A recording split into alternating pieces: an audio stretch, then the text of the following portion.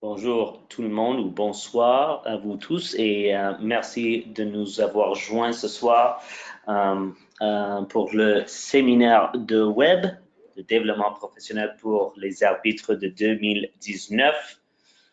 Aujourd'hui, on est sur module 6 et nous allons en parler de arbitrer, comment arbitrer les coups de renvoi et la touche.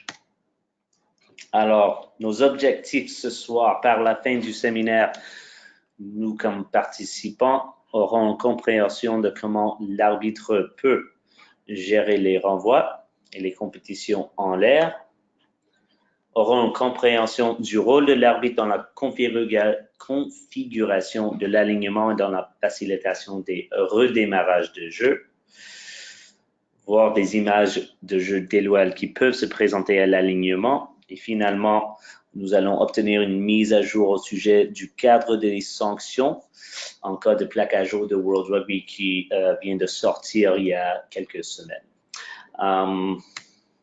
Comme toujours, nous allons voir comment cet aspect ou ces phases de jeu par rapport aux renvois et touches sont liés à notre profil de l'arbitre.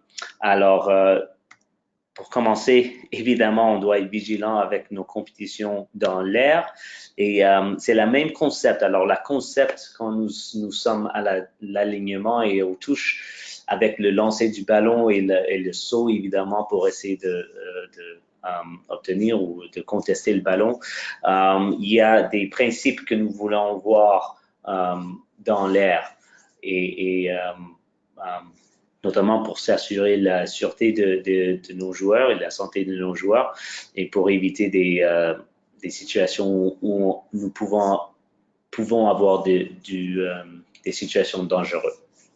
Avec la touche, par contre, ça très vite tourne à ce qui développe au sol, notamment quand celui qui saute retourne au sol. Oui, celui, oui.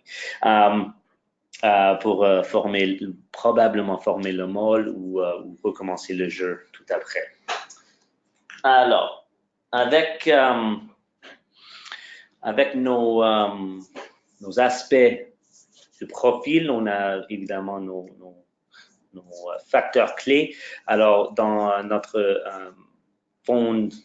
aspect fondatrice technique, les nombres de joueurs corrects à la touche, c'est juste un aspect technique que nous voulons être sûrs d'être sur notre correct. On veut être correct dans cet aspect du jeu. De notre aspect tactique, on veut récompenser l'équipe qui mérite l'espace. Ça inclut l'espace dans l'air et nous allons toucher sur le fait que au renvoi, il y a notamment aujourd'hui la possibilité de la compétition dans l'air pour avoir possession du ballon. Et évidemment, jugement du contexte, comme toujours, par rapport à ce qui est devant nous. Et finalement, gestion du match, notre communication qui doit être claire avec les joueurs, notamment quand nous sommes dans la phase de mise en place à la touche, etc. Notre progression des sanctions, notamment si on a un peu de jeu déloyal qui se poursuit aux touches ou à l'alignement et finalement notre politique de tolérance zéro pour le jeu déloyal. Alors, des aspects qui sont sur le profil que nous allons essayer de regarder ce soir. Alors, pour les renvois, nous touchons presque à chaque séminaire de web ici de comment nous pouvons nous préparer pour le succès. Alors, pour commencer, on veut bouger dès que la bottée est prise par le joueur ou la joueuse qui prend une bottée pour le renvoi. Nos 3 premiers pas doivent être explosifs. On veut s'assurer qu'on a des renvois crédibles et nous allons regarder comment ça se voit si ce n'est pas crédible. Et finalement, on veut que le renvoi soit sûr ou proche de la ligne de 50 mètres et puis on veut que tout le monde ne soit pas hors jeu. Et finalement, on veut prendre un angle, pardon, j'ai oublié quelques lettres là, pour voir la compétition en l'air. Alors, voici quelques exemples des coups de renvoi.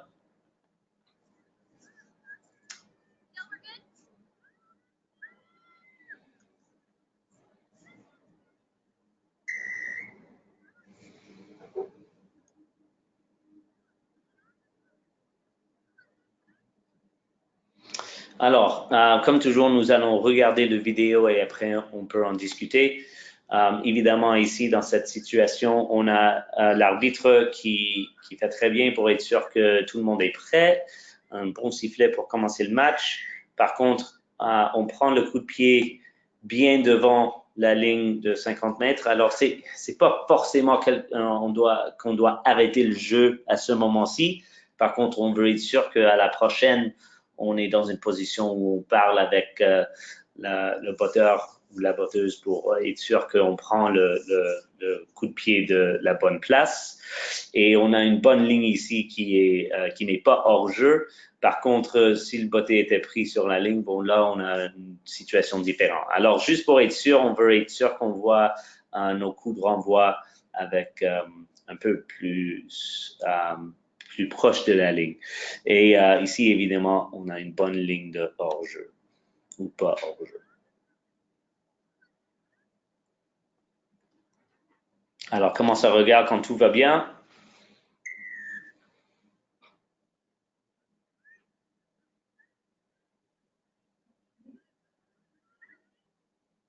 Alors, on voit ici très bon positionnement de le joueur ou la joueuse qui botte.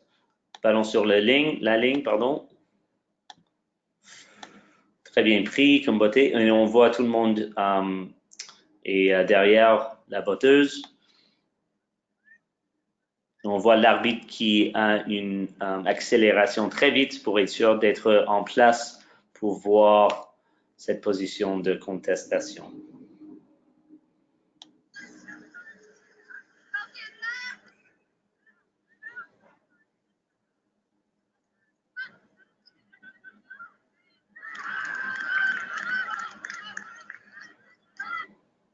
Alors, dans cet exemple-ci, on voit l'arbitre qui fait beaucoup de travail pour être sûr que tout le monde est derrière la botteuse. Puis, pas de problème avec ces 3 premiers pas. Et il fait bien de ralentir parce qu'il sait que c'est un coup de renvoi qui va être contesté dans l'air. On espère qu'il va y avoir une compétition dans l'air pour essayer de reprendre le ballon du côté rouge. Alors, il fait très bien pour ralentir juste aux lignes pour être sûr que le ballon traverse 10 mètres et qu'il n'y a pas de contact dans l'air qui est négatif. Alors, une bonne image de ce que nous voulons voir par l'arbitre en temps de positionnement et accélération après le botté. Alors, la compétition dans l'air, ça commence avec notre directive de World Rugby sur l'application des règles de 2015. Alors, rien n'a changé par rapport à ces directives pendant les dernières quelques années. Alors, nous allons regarder quelques exemples vidéo qui vont nous donner des exemples de des instants ou des moments ou des incidents où nous pouvons continuer à jouer, des incidents où nous devons pénaliser, donner une carte jaune ou donner une carte rouge. Alors, on va regarder au aspect de timing, notamment celui qui est le chasseur ou qui est sur l'équipe qui a donné le coup de renvoi ou un coup de pied dans l'espace libre pendant le jeu. Et après, nous allons regarder les instants où on a des aspects plus dangereux ou moins dangereux. Alors, nous allons simplement utiliser les vidéos qui étaient produites par World Rugby. Nous allons commencer avec l'exemple de laisser jouer ici.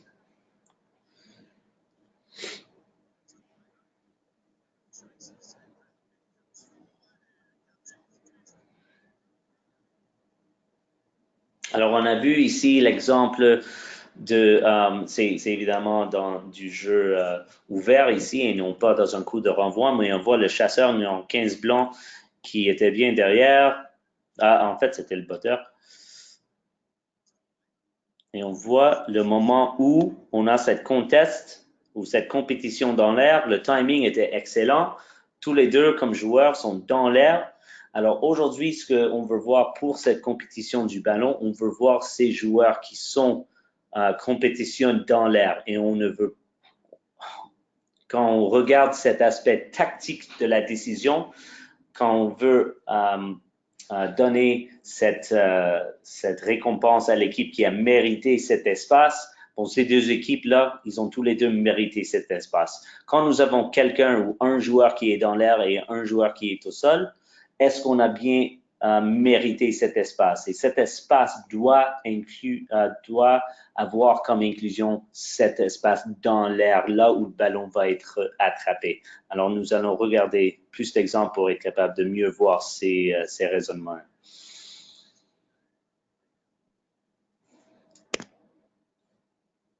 Alors là, ici, on va voir les trois exemples de pénalité, carton jaune et carton rouge.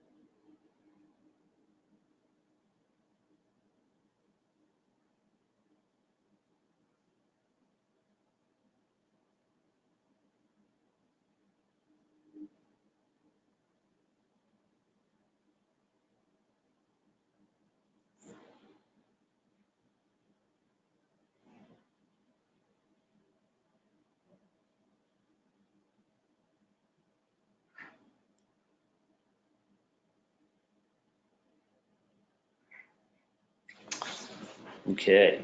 Alors, pas forcément une très bonne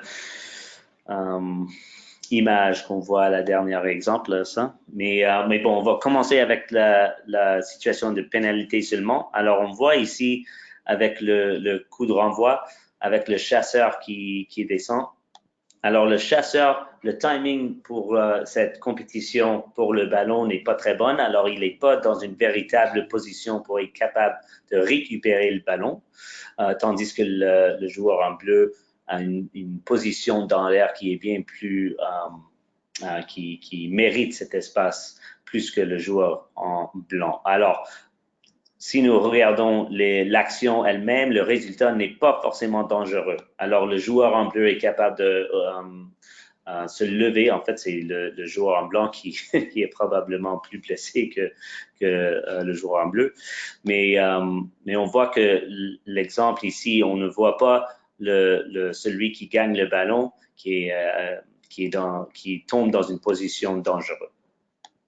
Par contre, ici, on voit ici l'équipe jaune avec le chasseur. Alors, le timing est bien est encore moins bien que celui de l'exemple qui vient de terminer. Alors, il coupe en dessous le joueur qui saute pour le ballon. Alors, le joueur en vert ici bien mérite l'espace pour le ballon et le joueur en jaune met cette joueur-là dans une position dangereuse, notamment le fait qu'il tombe sur son côté. Alors, c'est là où nous donnons un carton jaune.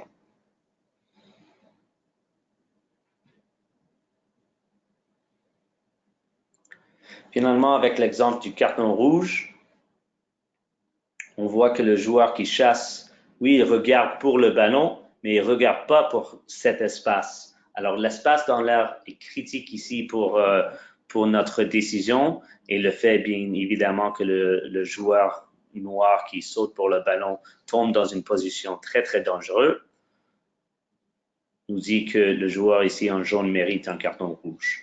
Alors, comme nous avons dit, qui a gagné cet espace? Le joueur ici n'a aucune regard pour l'espace dans l'air, là où le sauteur ici essaie de compétitionner pour le ballon. Dès qu'on a cette situation-là, c'est vraiment un cas de le résultat ici avec le joueur en noir dans une position très dangereuse. qui nous dit que ça mérite une carton rouge. Alors, si vous voulez plus d'infos sur ces critères de carton jaune, rouge ou pénalité seulement, sur le site de Rugby World Rugby avec notre directive sur les applications des règles du jeu. Voici un exemple de ce que nous allons voir ou de ce que nous voyons dans nos compétitions domestiques. Alors, les moins de 20 ans qui viennent de jouer ce week-end dernier, on n'a pas d'arbitrage télévision. Alors, l'arbitre doit faire une décision très, très vite. Avec le numéro 6 ici de bleu. Alors, son timing n'est pas très bon. Le joueur en rouge a gagné cet espace dans l'air. Alors, c'est bien mérité par lui. Par contre, le joueur vient de monter et aura pu être capable de continuer à jouer. Est-ce qu'il a bien tombé dans une position dangereuse? Pas forcément. Alors, est-ce que l'arbitre aura pu simplement pénaliser cette action? Oui, peut-être.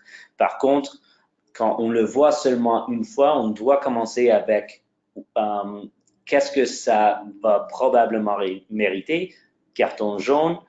On a nos facteurs qui peuvent dire que oui, en fait, on aurait pu donner une pénalité seulement, mais si dans le moment, on n'a pas vu cet résultat, on ne peut pas simplement changer notre décision parce qu'on pense que ça ne mérite pas le carton jaune. On doit commencer avec le carton jaune et si on peut avoir des raisons pour réduire une pénalité, bien sûr, on peut le faire.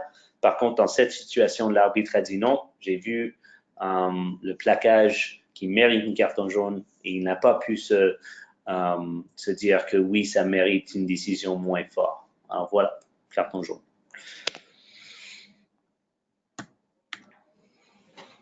C'est assez simple pour les renvois. Nous allons en parler des touches maintenant. Alors, notre mise en place de l'alignement. Alors, on veut se mettre comme arbitre et on veut mettre les joueurs aussi en place pour avoir du succès. On veut voir des nombres de joueurs clairs qui sont dans l'alignement et l'espace clair entre les deux lignes. Alors, voici l'exemple de là où on n'a pas fait beaucoup de travail pour la mise en place. Que ce soit avant match ou pendant le match.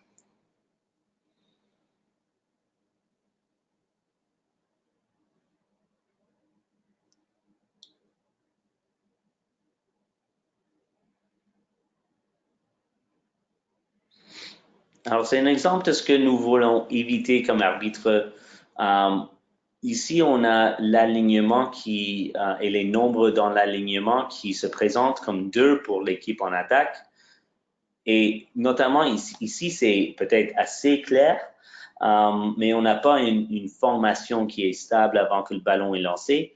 En plus, la plupart du temps, on n'est pas toujours sûr de combien de joueurs on a dans cet espace et on ne sait pas qui est le receveur de temps en temps. Alors, comme arbitre, on veut être sûr que si le ballon n'est pas joué vite, on veut que ce soit 2 lignes qui sont prêts à lancer en même temps.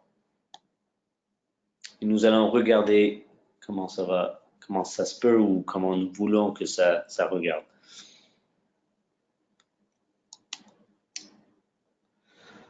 Alors, voici un exemple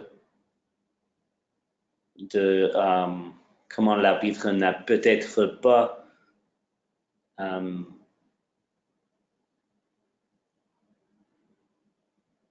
bien géré ici l'alignement. Alors, il y a quelques aspects que l'arbitre fait très bien et il y a quelques aspects que, évidemment, l'arbitre ne fait pas très bien. Pour commencer, je sais qu'il a probablement parlé aux 2 joueurs qui sont ici au début de l'alignement ou en avant de l'alignement, les numéros 1. Il a parlé avant le match probablement de comment il voulait qu'ils se placent et là, pour l'alignement ici, il leur aide à être sûr qu'ils sont dans la bonne place. Et merci, numéro 1 rouge, peux-tu avoir tes joueurs en ligne avec toi? Même chose avec vous, numéro 1 bleu, etc.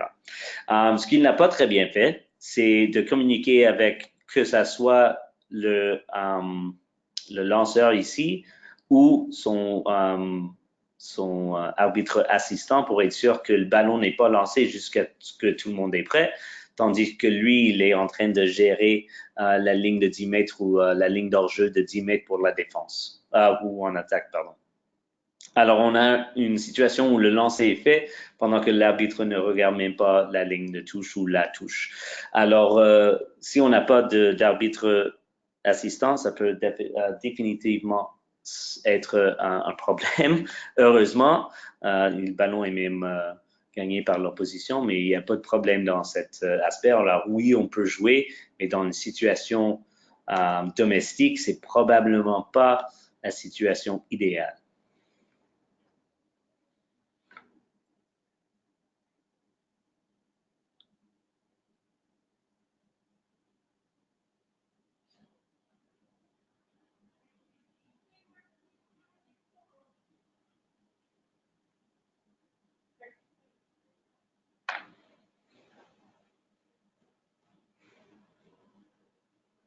Alors ici, on a une situation très très bonne d'un arbitre qui travaille fort avec son assistant et l'équipe pour être sûr que tout le monde est sur la même page.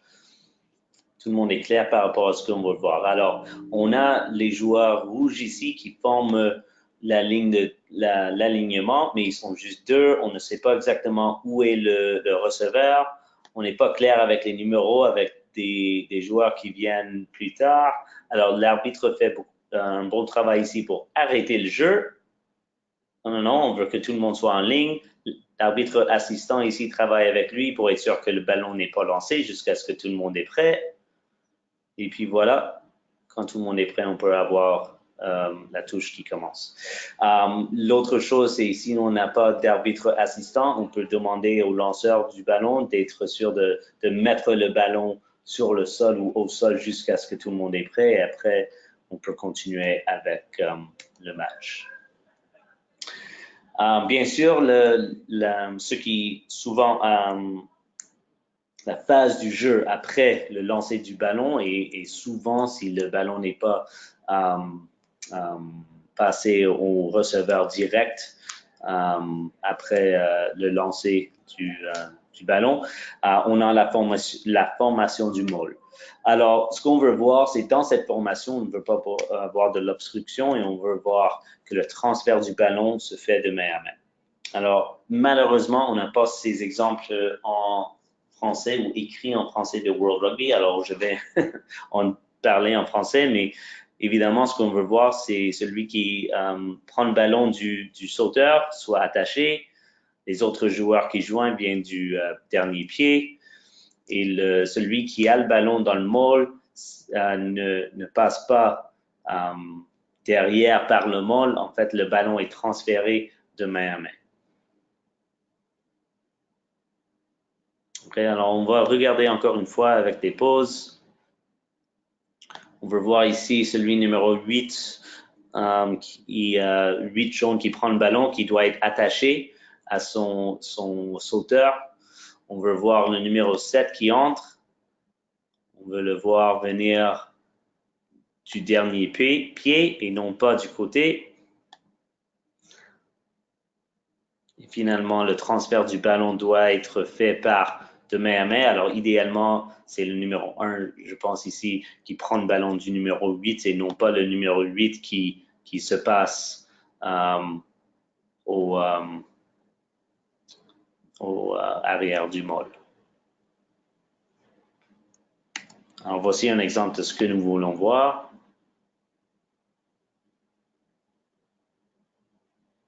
On a le sauteur qui donne le ballon au numéro 1 qui est attaché ici. On a le numéro 2 qui entre du dernier pied et le ballon est passé de main à main. Alors, le transfert du ballon se fait de main à main. Alors, le môle ne bouge pas, n'avance pas. Alors, on joue. Alors, finalement, cette situation d'obstruction, on veut voir que tout le monde quand la molle est formée pousse en avant, on ne veut pas voir que les joueurs qui sont devant le porteur du ballon à l'arrière du molle qui vont déclencher et traverser d'une autre direction, de l'autre côté du molle intentionnellement. Alors, si le molle il tourne naturellement, bon, ça tourne naturellement, mais ce qu'on veut voir, c'est que tout le monde reste lié dans leur position naturelle dans cette molle. Si on s'enlève du molle et qu'on le fait intentionnellement et que le porteur du ballon est encore à l'arrière avec le ballon, là, on peut avoir de l'obstruction. Alors, on va voir la situation ici.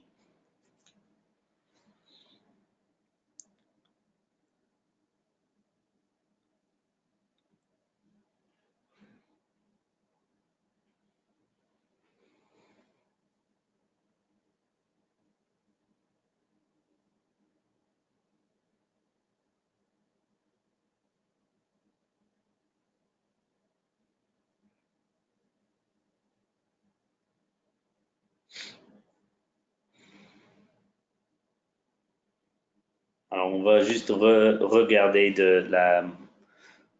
replay ici. On voit l'équipe en orange ici. La molle est formée un peu, c'est pas exactement formé tout droit. On voit que les joueurs déjà, ils sont dans une position où ils veulent que le molle il tourne. Et on va voir le numéro 5 ici avec son coéquipier, avec le ballon qui est déjà à l'arrière, qui vont intentionnellement retirer du molle pour avancer d'un autre côté ici. Alors là, on a une situation d'obstruction, car le numéro 2 bleu ici n'est pas dans une position d'être capable de plaquer le porteur du ballon. Par contre, si le numéro 2 était pas hors jeu dans cette situation de former le molle, il aurait pu toujours plaquer le porteur du ballon direct. Et nous allons regarder à cet exemple. Par contre, dans cette situation, on a clairement l'obstruction par l'équipe en orange. Alors, des autres zones de focus en défense, il y a plusieurs aspects du défense du molle qu'on veut être sûr qu'on voit et qu'on ne voit pas dans certains instants. Et c'est pour ça qu'on en a parlé au tout début du fait que il faut être concentré sur cette contest ou cette compétition en l'air au tout début de la touche, mais dès que le sauteur se met au sol, bon, évidemment, il y a plusieurs aspects de cette formation du molle et la défense du molle où on doit être vigilant. Alors, pour commencer, on veut toujours voir que la compétition au sol est d'essayer de plaquer le sauteur, ici le numéro 4.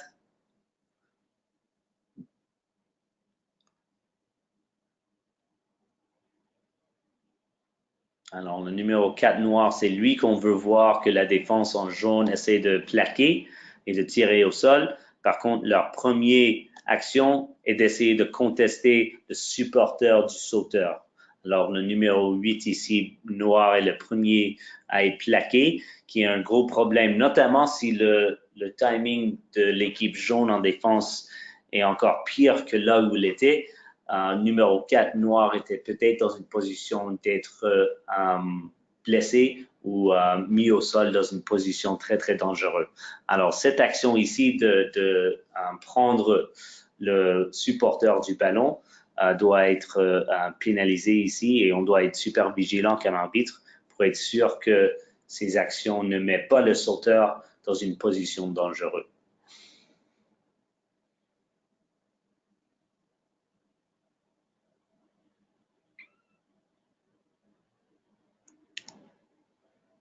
OK?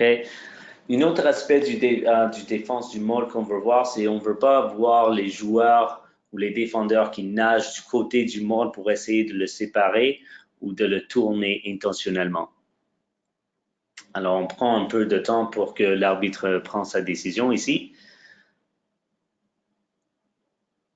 Et on va revoir ici le joueur en rouge qui est clairement numéro 8, je pense. 18. Non, pardon, c'est le 8 ici, qui clairement nage du côté du molle pour entrer du côté. et non pas direct du milieu du môle.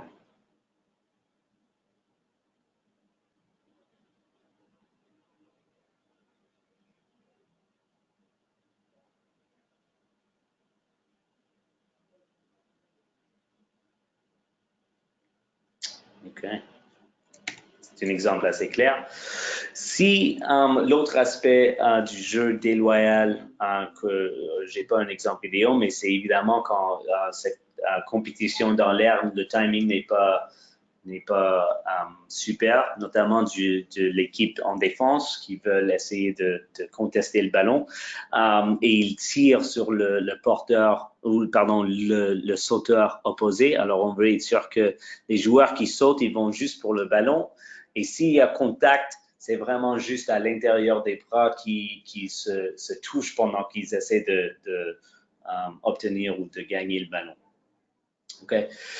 Finalement, si on a une défense qui ne conteste pas le ballon au lancer et qui ne conteste pas le maul ou la formation du maul, ce qu'on veut voir, c'est que tout le monde reste en ligne. Alors, on veut être sûr que si la défense veut gagner une pénalité ou le ballon ou une mêlée par obstruction accidentelle, ici dans ce cas-là, aux formations du môle, ils doivent être absolument parfaits. Okay? Alors, tout le monde doit rester dans la ligne jusqu'à ce que le ballon sorte de la ligne ou de la ligne de touche et que la touche est terminée. Et doivent évidemment n'avoir personne qui touche au sauteur ou au porteur du ballon au moment où l'obstruction se fait. Alors, on va regarder un exemple ici de comment nous voulons que ça regarde.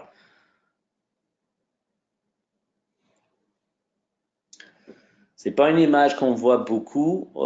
C'était une phase de jeu qui s'est mis en place pendant les dernières quelques années par certaines quand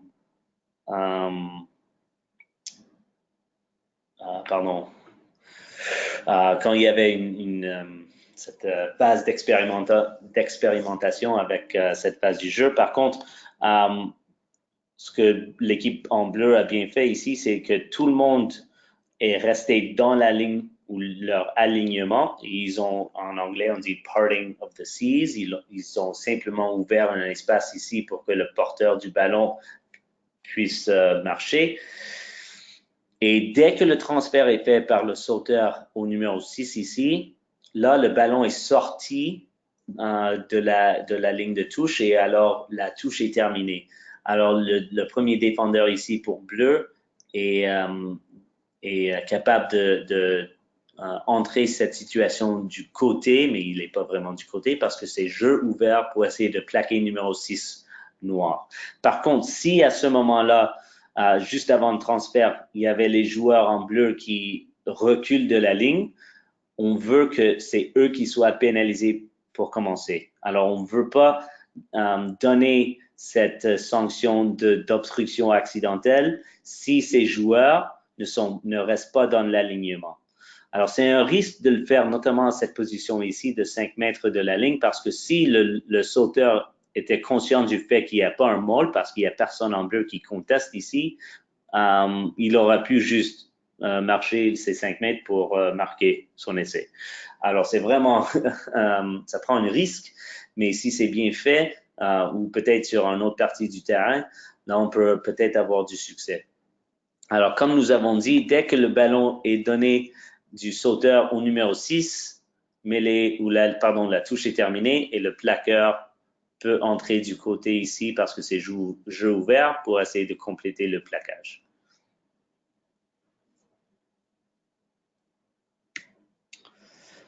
Alors, nos notes pour nos entraîneurs de l'arbitre. Comme toujours, on veut retourner à nos plans d'action de match, nos plans d'avant-match par l'arbitre. Est-ce qu'ils ont un focus sur leur processus au renvoi et aux touches? Alors, on a quelques mots déclencheurs qui m'ont aidé dans le passé, qui peuvent aider des autres, ou s'ils ont des autres un déclencheur qui marche pour eux, excellent.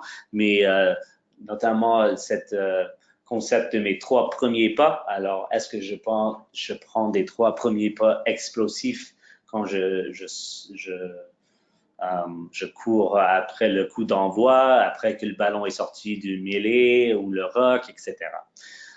Est-ce qu'il y a cette contest ou pas de contest? Alors, ce mot contest peut s'appliquer à ces compétitions dans l'air, que ce soit au coup d'envoi ou aux touches.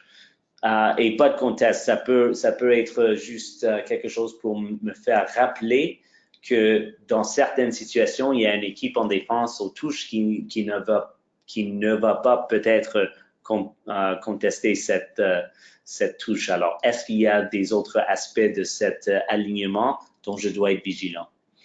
Le mot timing, évidemment, pour cette compétition dans l'air, et le mot nager. Alors, est-ce que j'ai un problème avant mes matchs ou pendant mes matchs d'une équipe défensive qui entre du côté, etc.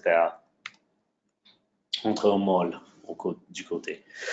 On veut toujours essayer de trouver cet équilibre entre les aspects techniques, tactiques et de gestion de match qui se trouvent dans ce profil de l'arbitre. Alors, notamment à la touche et aux formations des môles, est-ce que on est conscient de où nous sommes sur le terrain?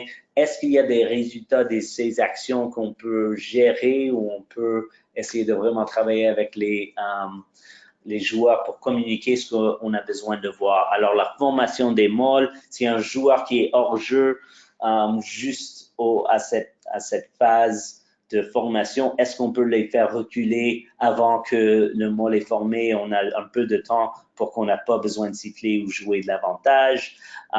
Est-ce qu'on peut communiquer avec les équipes d'avoir des numéros clairs avant la formation pour être sûr que le nombre de joueurs dans l'alignement est correct, etc.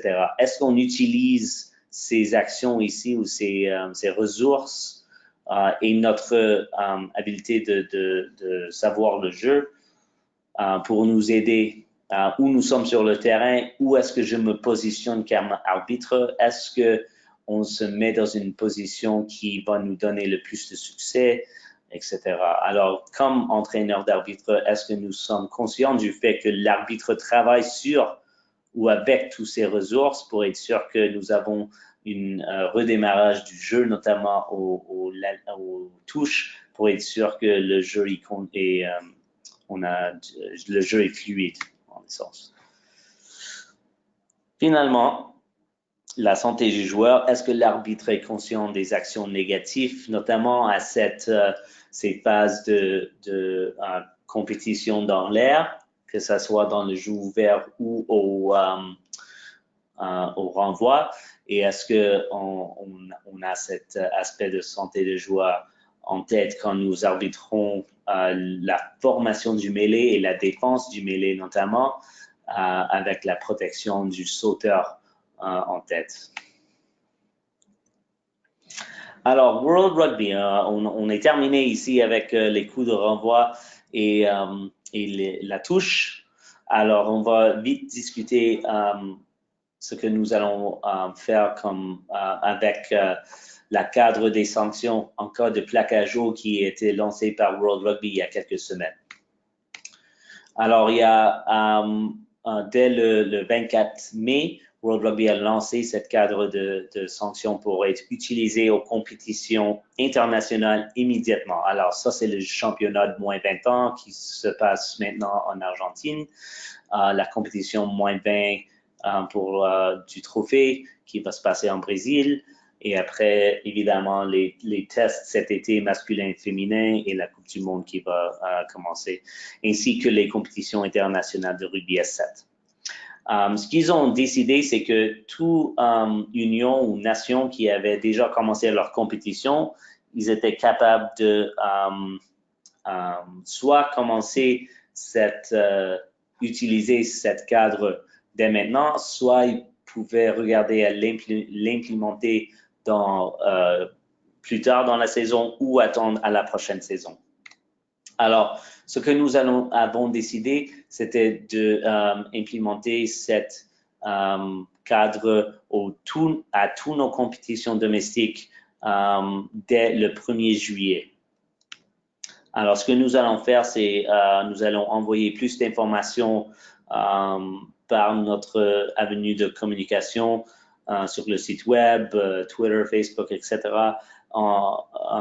avec un message à nos unions provinciales, un message à tous nos membres pour indiquer le processus que nous allons prendre pour implémenter le cadre des sanctions de World Rugby. Alors, plus d'informations va venir, mais pour le moment, ce n'est pas obligatoire que tous nos membres soient sur la même page ici. C'est un aspect du jeu qui va être implémenté au cours des prochaines quelques semaines. Et finalement, juste pour nous faire rappeler du fait que nous avons une politique de zéro tolérance pour le jeu déloyal, un rappel des ressources qui sont encore disponibles ici sur le site web de Rugby Canada sur YouTube, ainsi que le site de World Rugby avec les règles du jeu et des exemples vidéo là-dessus aussi. Cette section pour les prochaines 6 séries séminaires de web qui vont se produire pendant les prochains 6 mois va être changée pour évidemment avoir une réflexion ou une cohésion avec cet nouveau cadre de décision qui a été lancé par World Rugby. Et voilà. Alors, voilà la présentation pour aujourd'hui. Si vous avez des questions, vous pouvez les écrire dans la section de chat ou de questions sur votre comment dire, le truc de contrôle. Et si vous avez plus de questions, n'hésitez pas à demander. Je vais vous donner quelques minutes ici.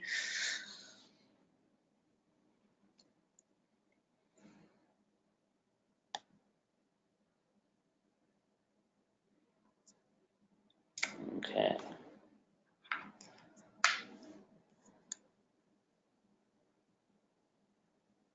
Je pense que j'ai obtenu une... D'accord. OK. Alors, Jean-Yves a demandé, est-ce que pour le nombre de joueurs, pour être sûr qu'on est clair par rapport au nombre de joueurs qui sont en touche, est-ce qu'on peut le demander, est-ce qu'on peut le recommander, suggérer, etc. Avant match, comme tu as indiqué ici, Jean-Yves, est probablement le meilleur commencement, la meilleure façon de commencer, juste pour leur rappeler que oui, on peut mettre autant ou jusqu'à au moins que 2 joueurs dans l'alignement, mais il faut être clair avec ces nombres et il faut être établi comme ligne avant que le ballon est lancé. Alors, on ne veut pas que tout le monde marche vers la ligne de touche et que soudainement la moitié se recule à 10 mètres et que l'autre moitié entre dans la ligne pour que le ballon soit lancé immédiatement. On veut être sûr que quand on marche dans la ligne, on marche, on s'établit la ligne, on fait une action et après on lance le ballon. Après ça, on peut essayer de, oui, absolument travailler avec les joueurs, communiquer avec eux, leur demander combien êtes-vous, est-ce qu'on peut aller plus vite pour établir les nombres dans l'alignement, attendez, et si on n'a pas de succès après plusieurs efforts pour être clair avec ces nombres, peut-être on sanction avec un coup franc pour être sûr que tout le monde comprend que oui, on ne peut pas simplement mettre n'importe qui dans l'alignement et lancer le ballon pendant qu'on n'est pas clair avec nos nombres dans la touche. Je ne sais pas pourquoi, mais j'ai vraiment trouvé aujourd'hui difficile avec le français. Alors, j'espère que j'ai bien répondu à la question, Jean-Yves. Alors, jusqu'à maintenant, je pense que c'est tout comme question. Si vous avez plus de questions, n'hésitez pas à demander par courriel. Je veux vous remercier pour votre temps ce soir et passer une bonne soirée.